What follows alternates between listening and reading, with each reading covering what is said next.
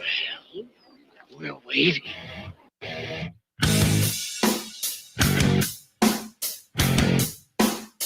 Welcome into the Rundown on Fox Sports Radio 1400 around the world on the iHeartRadio app. My name is Rob Sanders. Welcome to the show. Ladies and gentlemen, today was the release of the AFCA Coaches Poll, the first Coaches Poll of the season. Now, I know some folks, it used to be, we would look at the college football season, and it basically started when we had the first, the NCAA football game would come out. That, like, I'm showing my age a little bit here, okay? But when the NCAA football game first came out, that was when the college football season started. That's the way that it used to be. Now, we've got, we don't have the NCAA college football game. They're going to have it again eventually, but a lot of the ways that people look at the way college football season starts, you could say it starts with SEC Media Days, ACC Kickoff, or whatever it is that you want.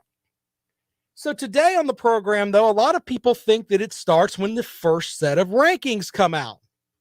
Now, we've talked about my bookcase of accountability that's here to the right to show you, those that are following along, that I know the bookcase of accountability is going to have a lot of things that are going to look like a big wall of deception and things that are thrown at you at the beginning of the season.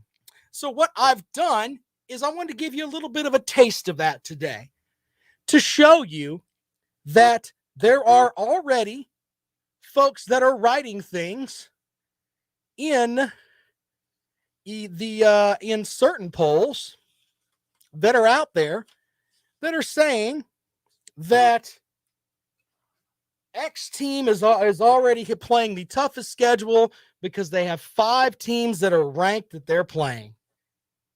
You've already got the folks from the SEC apologists and the ACC, the Big Ten apologists that are already running their mouths. Oh my goodness, we have tons of top 25 matchups scheduled for this season. And then when they go to the end of the season, a lot of times they may not look at the actual end of the season rankings. They'll just talk about, well, at the beginning of the season, we played a team that was in the top 15. And guess what? We're going to count that as our strength of schedule moniker here, which is one of the things that infuriates me. Your schedule is determined by the end of the season. And you know what? I have the data here to prove it. You can hear this right here. Those that are watching on Facebook and YouTube and all that, you can see I did all of this research today. What I did is that I went and I looked at the past couple of seasons. Now, you're going to listen to other sports talk shows today, and they'll have, they're probably leading today with, let's look at this top 25. And let's look and see who's here and who's ranked and all of that. We'll give you some of that later on. But we like to keep things honest around here on this program. I labeled this show today the Preseason Poll of Deception because that's exactly what it is. Okay? That's exactly what it is. So, let's just start with the 2019, the first coaches poll of the season in 2019. And we're going to run down where everyone finished. So bear with me here. It's a lot of numbers, but you'll see where I'm going in a moment. In 2019, your top 9 teams ended up finishing ranked in the final coaches poll. Clemson's at 1, they finished at 2. Alabama started at 2, they finished at 8. Georgia started at 3, finished at 4. They almost got Georgia correct there. Oklahoma started at 4, ended at 6. Ohio State started at 5, finished at 3. LSU, the team that finished, some people say may have been the best college football team that may have been out there in a long time. They finished number 1. They started the season number 6. Michigan started 7th. They finished 19th. Florida started 8th, finished 7th. Notre Dame started 9th, finished 11th. Then you have 3 teams at 10, 11, and 12. Now think about this for a second. A top 10 ranked team didn't even finish in the final poll. In 2019, that would be the Texas Longhorns. Number 11, Texas A&M, not ranked. Number 12, Washington, not ranked. Then it gets interesting. Oregon started at 13, finished at 5. Penn State started at 14, finished at 9. Utah started at 15, finished at 16. Auburn started at 16, finished at 14. Wisconsin started at 17, finished at 13. Central Florida tied for 17th, finished at 24th. Iowa started at 19, finished at 15th. And then your last 5 teams were not ranked at the end of the season. Michigan State, Washington State, Syracuse, Stanford, Iowa State, and Northwestern. People are already calling me about this on the phones, and you can react to it at 803-978-1832. Here is the first call of the day. Welcome into the rundown. Good afternoon. Hello, Rob. It's Bobby and KC. How are you? Hey, Bobby. What you got for the show, brother? Well, I know I'm listening on the internet, and there's a bit of a delay because Colin Cowherd's is still on the iHeart thing. So I know it's pretty much college football 24/7, 365 here, but I got a quick note on boxing that just came out on Boxing News 24. What do you got? Earl Spence Jr. suffers eye injury. Fight with Manny Pacquiao on August 21st is now called off. I don't know who was wanting to see that, but I don't know if Pacquiao can fight anymore. But yeah, I appreciate you giving me that, man. Thank you so much. Well, I mean, there is for those old like us, there are some interesting big bouts coming up in boxing. Oh yeah, you're right about that. Year, I don't have a big list of anything right now to read you because I'm not on one of those pages, but that was one of the big fights, along with the Anthony Joshua Wilder fight that got called off because someone in Joshua's camp had COVID. Yeah, that's crazy, man. I always like to talk the sweet science, brother, but yeah, we may do some more boxing talk later on this week. Question. Big UFC coming up this weekend on the card.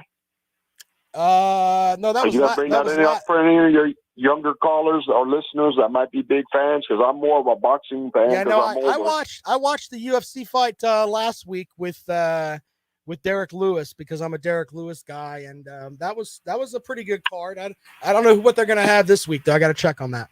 What was the result? What did Lewis do? Did he win? No, Lewis lost. Got knocked out in the 3rd round. So that was considered a submission, KO, or TKO? He got there was a TKO in the 3rd round. Ref stopped. It's considered TKO like in boxing, technical knockout. Yeah, man. And what weight was that in UFC? He's a heavyweight. It was I think it was 265. I think is what they fought at, something like that. Yeah, because I know heavyweight's a lot different in UFC than it is in boxing. Oh yeah, that's true. So. All right. I just thought I'd bring that up. So I don't know how anybody that might have subscribed to that fight for a pay-per-view, I guess like with me, I'm on Dish. If I had got it, which I didn't because I don't stay up that late, I guess they would refund it to me on my bill. So, all right. Unless you get it on like Periscope or some streaming service where you don't have to pay. So, yeah, man. All right. Thanks, Bobby. Take care. Thank you. I'm listening to your college football talk, but I thought I'd bring that note to everybody out there. Appreciate it, buddy. All right. You're welcome to call the show at 803-978-1832. Finishing up what I was talking about, though, your final 5 teams in 2019 were not ranked. From the beginning of the season, they were ranked. End of the season, they weren't. So teams that ended up ranked include Virginia, Air Force, Boise State, Cincinnati, Memphis, App State, Navy, Minnesota, who finished at number 10 in the country, and Baylor at number 12. Okay, so put that in your hat for just a second. Now let's look back at last season. The reason that I pulled 2 seasons is because the SEC apologist folks, they're going to talk about how last season was a COVID year and the SEC played, a 10-game conference schedule, and they're all out of their minds. All right, so this happens pretty much every year. But for last year, Clemson started at 1, finished at 3. Ohio State 2, finished at 2. Alabama at 3, they won the national title. Georgia started at 4, finished at 7. LSU started at 5, finished the season not ranked. Oklahoma 6th, finished at 6th. Penn State started at 7th, finished not ranked. Florida started at 8, finished 12th. Oregon, not ranked at the end of the season. They started at 9. Notre Dame was a top 10 team. They finished at 5th. Auburn, 11th in the country, not ranked at the end of the season. Wisconsin started 12th, finished not ranked. Texas A&M started 13th, finished 4th. Texas started 14th, finished 20th. Michigan, 15th in the country, ended up not ranked. Oklahoma State started at 16, finished at 19. Southern Cal started at 17, finished at 21. Minnesota started at 18, ended up finishing not ranked. North Carolina, 19th, finished at 17. Utah started at 20th, finished not ranked. Central Florida started at 21, finished not ranked. Cincinnati started at 22, finished at 8th. Iowa started at 23, finished at 15. Virginia Tech started at 24, finished not ranked. Iowa State started at 25, finished at number 9. Now, what does all this tell you? By the way, the teams that were not ranked at the beginning of the season that ended up ranked at the end of the season include San Jose State, Buffalo, Miami, Ball State, Louisiana Lafayette, Liberty, Indiana, Coastal Carolina, Northwestern, who finished number 10 in the country, and BYU at 11. What have we got here in these coaches' polls? Here's what we got. At the beginning of the season, every opportunity that they have, they will plug an SEC team into the mix. Not once did they miss an SEC team at the end of the season where they started the season not ranked or ranked in the polls, or not ranked in the polls, and then finished up ranked. So they plug the SEC teams that are here, and they do a lot of this with the Big 10 as well. They take teams like that they don't really have a lot of historical value or G5 programs, and they just don't do well to start these polls. They don't do well to start these polls. It shows in what I've just given you here is a small sample size. So, why is this important? The poll released today, it's something fun to look at, but in reality, if you look at last season's poll, 11 of the top 25 teams in the first poll from last season did not end up finishing in the top 25. So think of it from this perspective. That's about 45%, something like that. If you do your job at a 45, if you fail at your job 45% of the time, you're going to get fired. You are going to get fired. Simple as that.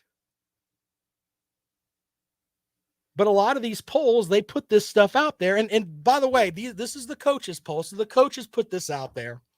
The problem with it, though, is that you will have people that will put out this narrative that, we play all of these top 25 teams, so we have the toughest schedule. And in reality, you don't. It's built on an absolute throne of lies. It's just the way that it is. Every season, it's the same thing over and over and over again. Well, they started the season ranked here and here, and then they ended up but at the end of the season, we ended up playing all these ranked. No, you didn't. No, you didn't. So take this poll with basically a grain of salt and just throw it out the window because it doesn't really mean anything. Edwin with a good point online. The all SEC schedule from last season, because someone was talking about, oh, it's a tougher schedule. They played all conference games last year. You heard that lie all season. Is only tougher if you have to play the upper echelon teams. Yeah, Florida, Georgia, LSU, Auburn, Alabama. If you pick up Vanderbilt and South Carolina, it's not going to be a tougher schedule. He's exactly right.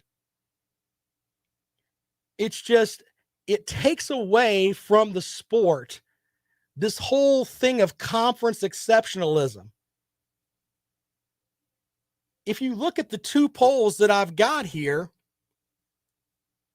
and even the poll from this year, you can look at this and say, okay, I'm willing to bet by the end of the season, you're going to have Clemson, Ohio State, Alabama, and Georgia. I think they're right up there in the top 5. I've got to look at the whole poll here. But those teams are going to end up in the top 25. I don't have any issue with that. They'll probably end up in the top 10. Where everybody makes their beef, though, is teams that finish in the top, that are ranked in that top, 25, that are from 25 to 15. Oh, we had to play them. Why don't we had to play them? That made us just this great schedule. From YouTube, don't kill me, I'm just a vibe. Why don't mainstream media push this narrative? Because everyone outside the SEC clearly sees how these polls are manipulated in favor of the conference. There's the statement of the day. He's right. The mainstream media doesn't push this because it's easier to package it all up and say, oh, well, the SEC is just great. Just great. Anyway, if you want to respond to that, and we'll talk about today's poll when we come back here in a moment. Today's poll that came out, they're already talking about teams that are overrated and underrated in that one. You want to know the teams they're saying are underrated? Ole Miss, LSU. Yeah, those teams are underrated. Teams that are overrated, it's the same thing every year. Notre Dame. What was the other one? I've got, there was like 3 different things that I noticed today. Notre Dame was one of them. And there were like 2 other teams that they were like, oh, well, there's no way that they belong in the pageantry of what is the SEC poll. Because that's kind of what it ends up being. And I don't blame the coaches for this. Okay, because a lot of times they probably just fill this out and go about their merry way. I do blame the people that look at this and just say, oh, our schedules are so tough because look how they're ranked. Be a better fan. Watch games on the field. Look at teams like San Jose State, Buffalo, Miami, Ball State, Louisiana Lafayette, Liberty, Indiana, Coastal, Northwestern, BYU.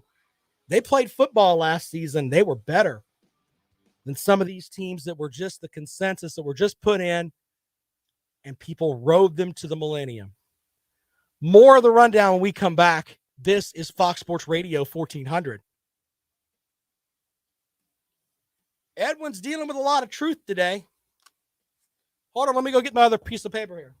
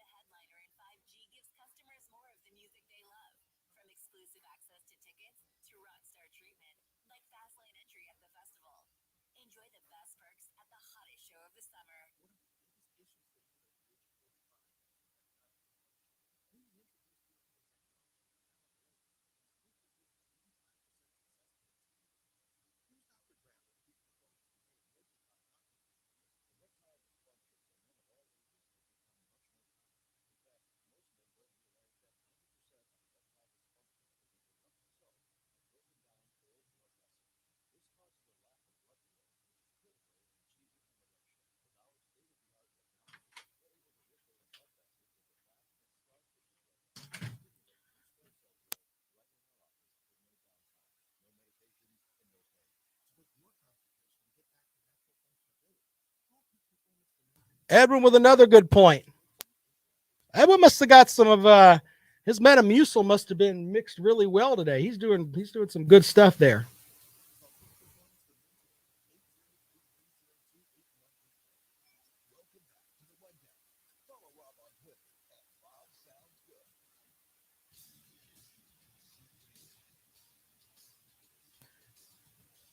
Welcome back to the Rundown on Fox Sports Radio 1400 around the world on the iHeartRadio app. I'm Rob Sanders. Thanks for joining me today. 803-978-1832, 803-978-1832. That is the number to call if you'd like to join us here today. If you're going to call up, though, and tell me about your team in the preseason poll, you're going to have a tough sell. Couple of points here from some folks online. Jordan says Clemson would forfeit over $3 million to $300 million in TV dollars if they leave the ACC. Jerome says exactly. Clemson doesn't want to leave the ACC. I wonder why.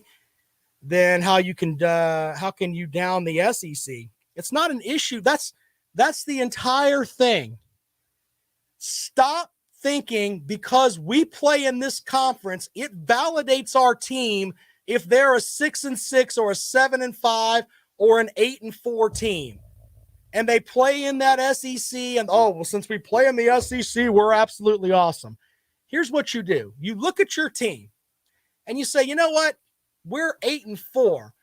We finished 8-4, but let's say our 4 losses were, if we're in the SEC, our 4 losses were to Mizzou, Tennessee, Arkansas, and Ole Miss from last year. In my opinion, you're a mediocre team. Look at who you play. And then go from there. Randall says the conversation is different if you're in the East or the West. In some ways, you can make that argument if you're not Alabama or LSU or even Auburn to an extent.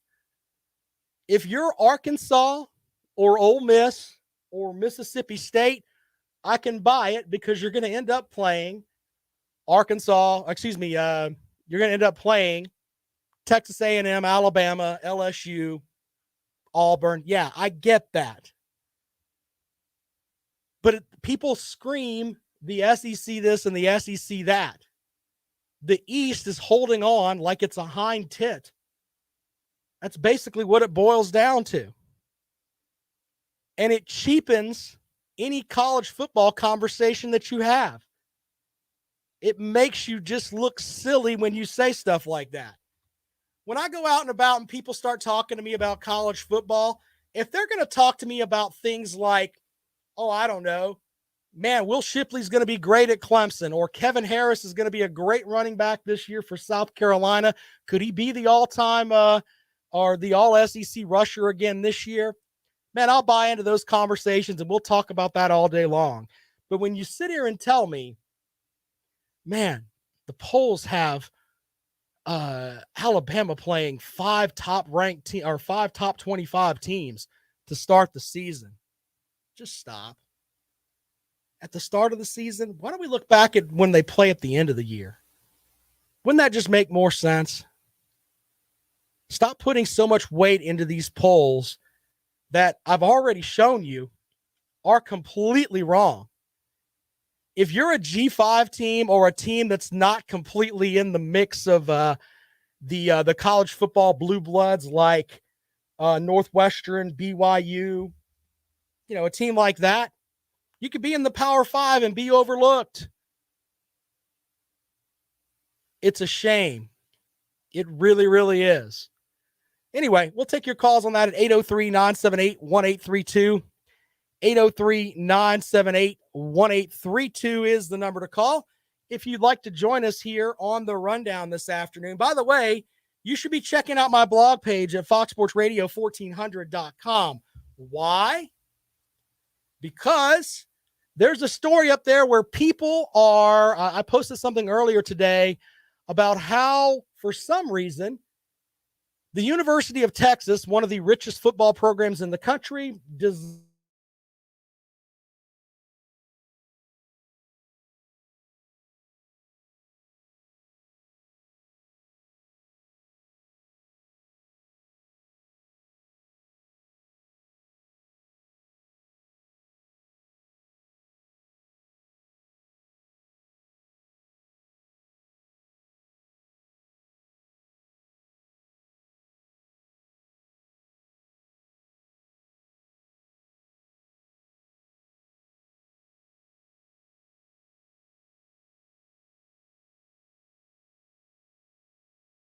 Appreciate everyone checking out the show there. But the show will continue to go on, but you got to go and check this out. Texas does look like they built basically a uterus in the stands. 803-978-1832, 803-978-1832. That is the number to call if you'd like to join us here on the Rundown this afternoon, right here on Fox Sports Radio 1400. Now, I'm going to go back and we'll look at the poll, and I'm going to tell you what some writers are already saying about some of these teams that they think are underranked and overranked heading into the season. Now, I understand they got things that they got to write about, but check it out. The chat room going nuts about what I just said. Yes, it looks like Texas built a uterus in the stands. Go and look it up. All right, out to the phones we go. 803-978-1832. That is the number to dial. Welcome into the Rundown. Good afternoon. Hey, how you doing, man? This is Clemson Tiger fan. Hey, brother, what's going on? What's up? What's up? Yeah, I'm just calling in to the show to say, I think y'all are very mean to that Tennessee fan that called in yesterday or the other day. Yeah. I think they are going to win the Natty. I think Clemson don't have a chance. Alabama ain't got no chance. Tennessee's going to win it all. So, okay. No, I'm just kidding.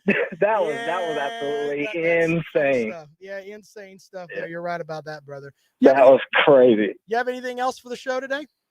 Yeah, I was going to say, I don't know about you, but I feel like I've seen a lot of Oklahoma fans coming out of the woodworks and comment sections. Like, I feel like I haven't seen that in the last year or two.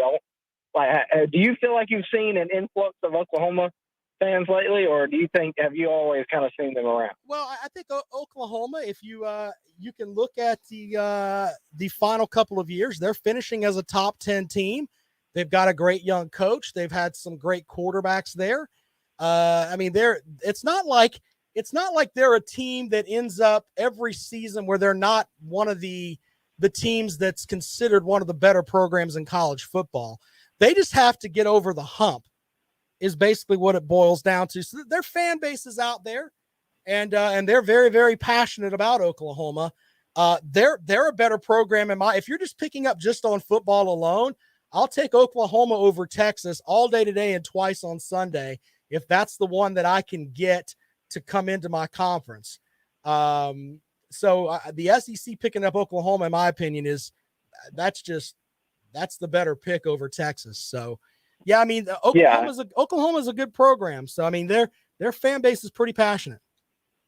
I mean, I agree, but I saw a comment the other day on there was some video of like JT Daniels versus DJ Uiagalelei. It was kind of a breakdown. Right. He was a Georgia fan, so he was a little biased, of course. He saw a little more. Of course, you have a little more film towards. Well, I mean, I'm biased towards DJ. I'm a Clemson fan, mainly because I've seen more DJ than I have with JT. So, right. But like he had posted in his comment, he said something about how DJ needs to work on his focus and looking down receivers, which, I mean, I can understand that. But then he said he's lucky he plays in a scrubby ACC conference, when if we were in the Big 12, we'd probably dominate the Big 12 even worse than we dominate the ACC. Well, at least some of the ACC teams play a little defense. The 5 games that JT Daniels played in last season were the worst part of the Georgia schedule. So let's just slow down a minute before we crown JT Daniels as the absolute best thing ever. And he may end up being great. I agree. But to put this whole thing into perspective, the 5 games he played were literally the weakest part of the Georgia schedule by far. Yeah, except for that Cincinnati game. That was actually a pretty legit game they played. Well, and to be honest, you have to give Georgia credit there with that game because they had so many Georgia had so many players opt out. I think they were playing with their third string offensive line, and they still won the game.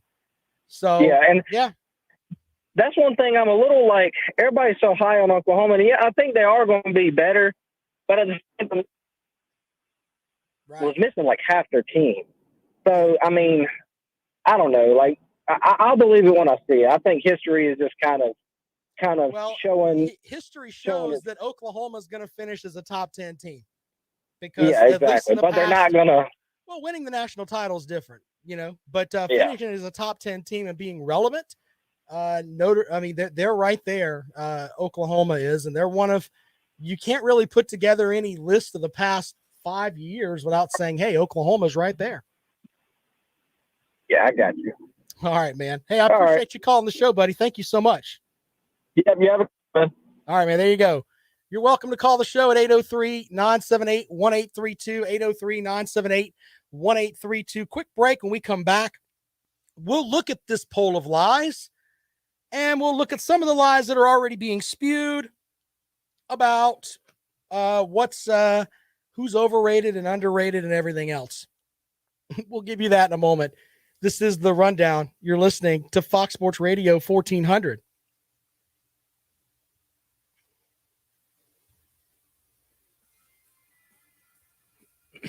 Kentucky has a very easy schedule, Jerome. The Kentucky schedule, look, and what I mean by the Kentucky schedule is it's not exactly who they play, it's the way that they end up having to play it. What I mean by that is, here we go. The Kentucky schedule for those folks. Home game with Louisiana Monroe. Home game with Missouri. Home game with Tennessee Chattanooga. Their first game outside of the state of Kentucky is at South Carolina on September the 25th. Then they come home to play Florida and LSU, go on the road to play Georgia, at Mississippi State, home for Tennessee, at Vandy, home for New Mexico State, and at Louisville. That is the absolute, if you're in the SEC and you're telling me that's a tough schedule, I'm going to laugh at you a little bit. Yeah, I get that they've got Georgia and LSU, but they go to Georgia. They do that every year, and they've got LSU at home. It's insane. Jerome is right. For South Carolina to finish at 6-6 this year and go to a bowl game, they got to beat the Kentucky Wildcats.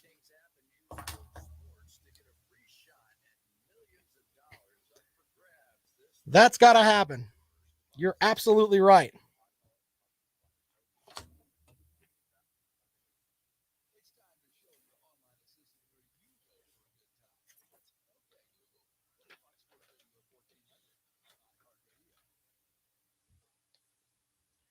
Welcome back to The Rundown on Fox Sports Radio 1400 around the world on the iHeartRadio app. Folks beating up the Kentucky Wildcats over here in the chat room. You can go enjoy that on the Fox Sports Radio Facebook page.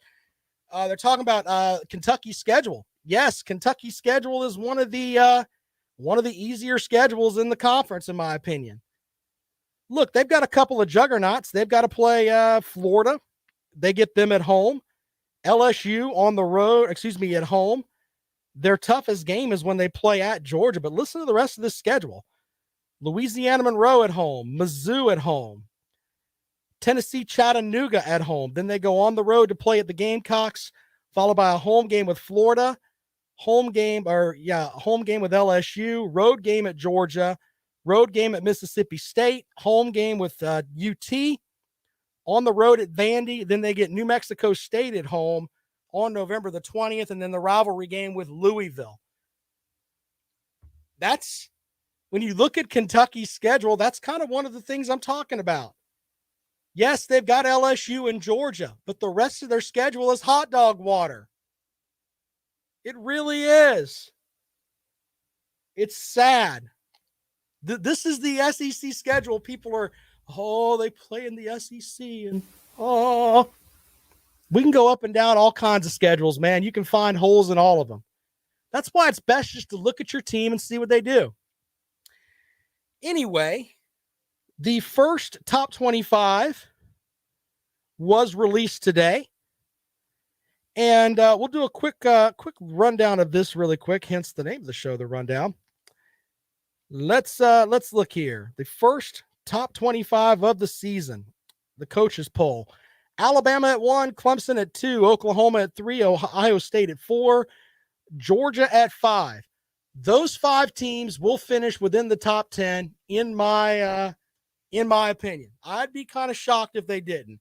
After that, you've got Texas A&M at 6, Notre Dame at 7, Iowa State at 8, North Carolina at 9, Cincinnati at 10, Florida at 11, Oregon at 12, LSU at 13, Southern Cal at 14, Wisconsin at 15, Miami at 16, Indiana at 17, Iowa at 18, Texas at 19, Penn State at 20, Washington at 21, Oklahoma State at 22, Louisiana Lafayette at 23, Coastal Carolina at 24, and Ole Miss is at 25. Some of the other teams receiving votes, by the way, some of the interesting teams here. Florida State got a vote from someone. Pitt got some votes. Mizzou got some votes. So did Virginia Tech, NC State, Kentucky, and Army got some votes as well. I just like looking at some of these to see where the coaches go, because you get 25 points for a first place vote, and then it works its way down after that.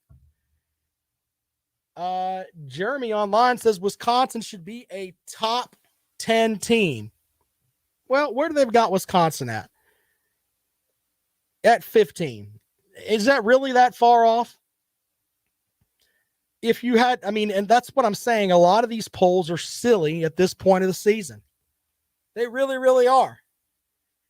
Look, I'll give you a perfect example on this. North Carolina starts at number 9. North Carolina has to play Notre Dame. They've got to play Miami, and I can't remember the rest of their schedule. If they lose those 2 games, they're not going to be finishing at number 9. Just the math just won't have them there.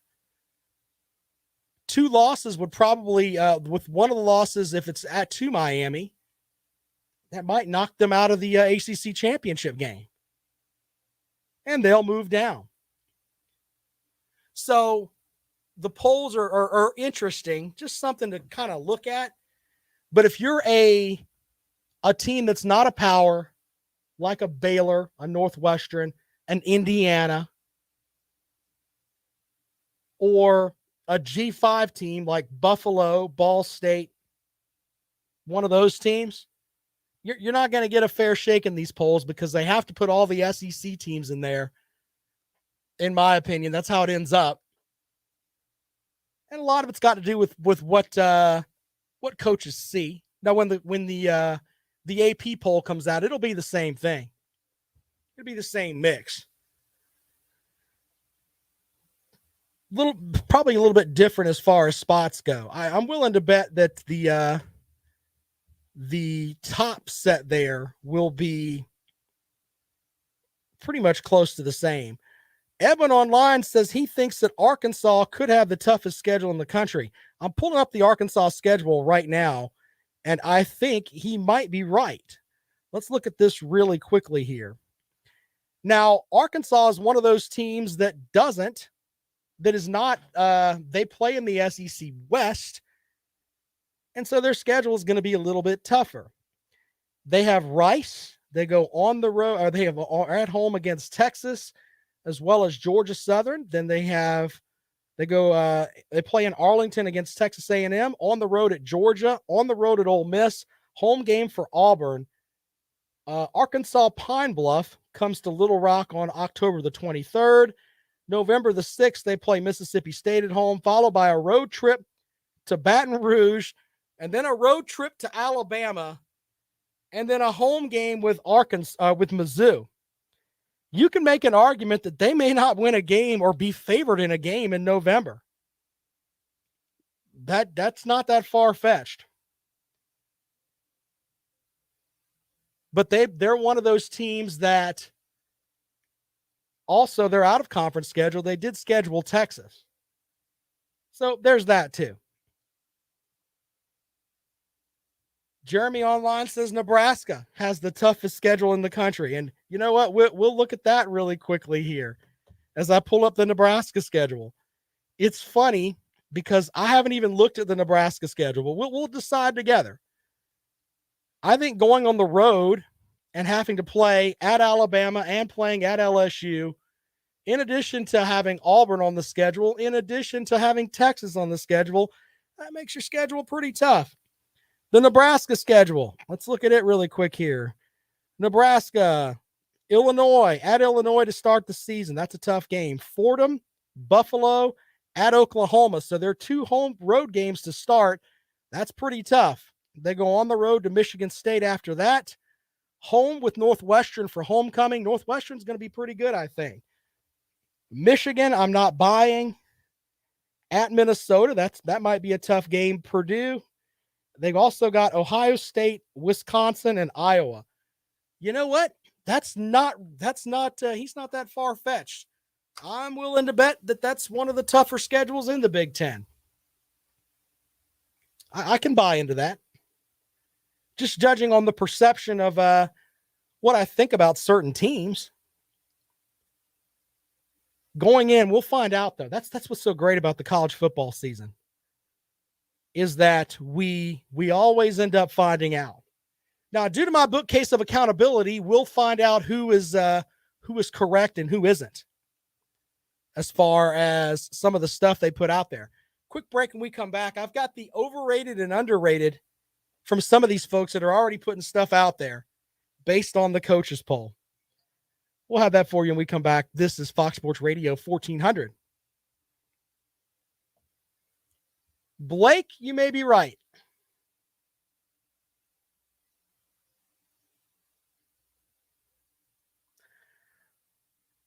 Max Johnson,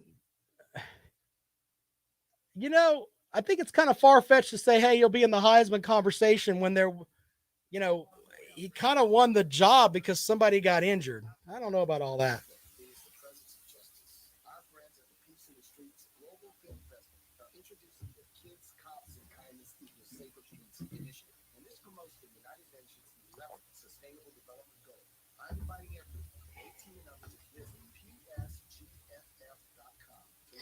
He got the starting job because of a fishing accident. Stranger things have happened. Look, I'll eat crow later on. I'll eat crow later on there, buddy. If he does win, I'll come on here and say it. I don't care. I don't have a problem with being wrong, because in reality, you miss things all the time.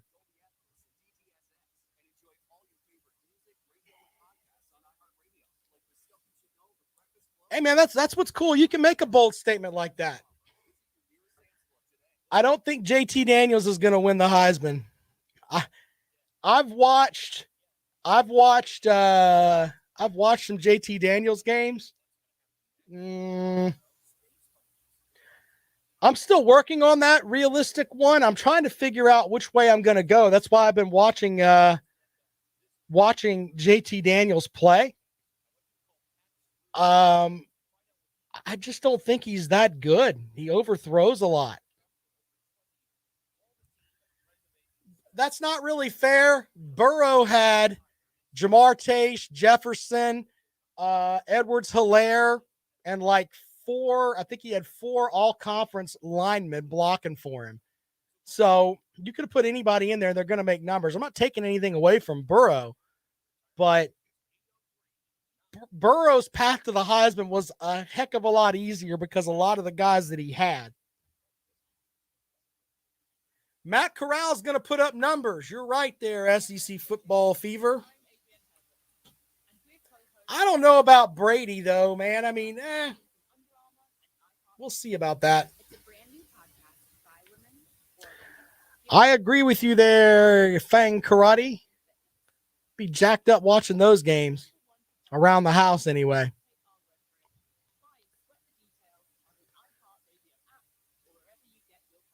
Live music is back at our 2021 iHeartRadio Music Festival. Listen every weekday to win your way to this ultimate once-in-a-lifetime experience and win $1,000. Final segment of the rundown this afternoon on Fox Sports Radio 1400. Kevin says he thinks Florida's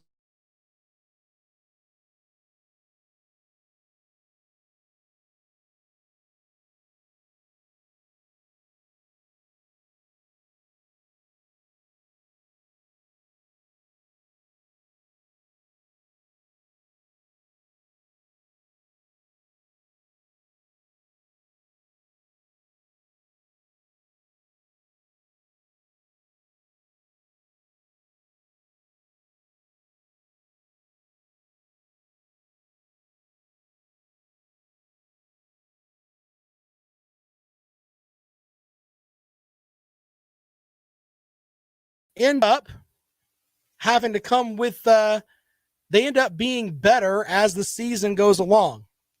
So when I look at the Georgia roster and I look at the secondary for Georgia, they're depending on a lot of transfers. The young man from West Virginia, of course, Kendrick from Clemson. I wonder what how that secondary is going to do for the Georgia Bulldogs at the first game of the season. Now, there's other things you wonder about too, and we'll get into a lot of those as we roll along here. The big thing, though, is that potentially Clemson has got Uiagalelei and Justin Ross and some other playmakers on the offensive side of the ball that they're going to test, in theory, that secondary really quick there for Georgia. Now, as far as the Georgia defensive line, I think they're going to be pretty good. I think their linebackers are going to be good too. But in the end, I think in my opinion, it's going to come back with Georgia to and Kendrick having to know the system, and I think you get more comfortable as you go along. That may end up being maybe an advantage there for Clemson. Now, he could come in. Darion Kendrick is a heck of an athlete and could come in and be lights out too. He really, really could be. All right, so some folks are already putting out teams that are overrated and underrated. I'm not gonna put out the names of these folks because they should be ashamed of what they wrote. But one person says one of the overrated teams is Texas A&M at number 6. Let's see here. What can we talk about with Texas A&M? They don't know who their quarterback is, but they're overrated at number 6. Who would you put ahead of them? Just think about that for a second. They're overrated. Excuse me. He's got them overrated, and this one's correct. Look at that. I'm thinking of the underrated. The overrated with Texas A&M at 6, you're right. They don't have their quarterback yet, as I'm getting my notes mixed up here. So I do buy that. Underrated with LSU at number 13. I think that's about right. How will LSU do with a new defensive coordinator? We don't know. We know they've got talent. They had talent last year. One of the worst years as far as an LSU defense that I've ever seen. But they've had All-American talent all over the place. How will they react to their new defensive coordinator? Reality is we don't know. We'll find out, but we don't know. Overrated is number 7 with Notre Dame. Now, if we look back at the earlier, I did the rankings, and we went from season to season. Notre Dame, they have at in 2019, they started 9th, they finished 11th.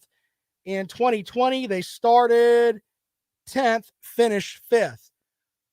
Look, I'm one of these people, I guess I have a bias towards Notre Dame because I think that their independence is just silly. They should join a conference so they can play for a conference title. But the reality is that Notre Dame, you can look back, they're consistently finished in the top 10. Don't believe me? Go back and check it out. So Notre Dame at 7 sounds about right. Underrated, number 5, Georgia. When I look at JT Daniels, 5 games against the worst part of the Georgia schedule, I think they were happy for him to leave Southern Cal, in my opinion. I'm not buying that the guy walks on water yet. I'm also not buying the Georgia secondary. Who are you going to put him ahead of? The only logical thing here is that he thinks that they're going to beat Clemson, which if they do, they'll go undefeated and they'll play in the SEC championship game. Toughest game on their schedule. I've said it all along. Will be that Clemson game. If they win that game, I think that that's kind of the jump start that they need. I think they throttle everybody else. Really, really do. And the only thing stopping them from the college football playoff and the SEC title, in my opinion, is Alabama. And can Kirby Smart beat his mentor? We shall see. All right, so, but he's got Georgia underrated at number 5. I not buying that at all because of what I told you. A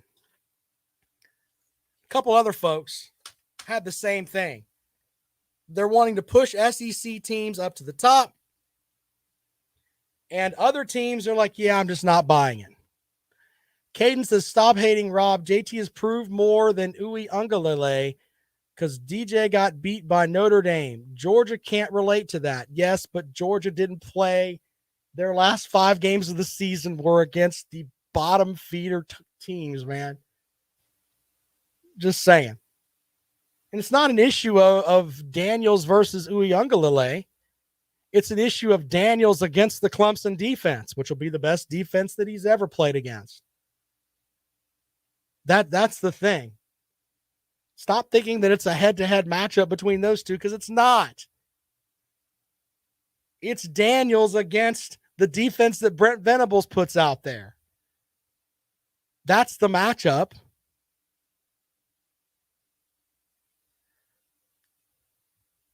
Nick says Georgia's right where they need to be. No higher, no lower. Okay.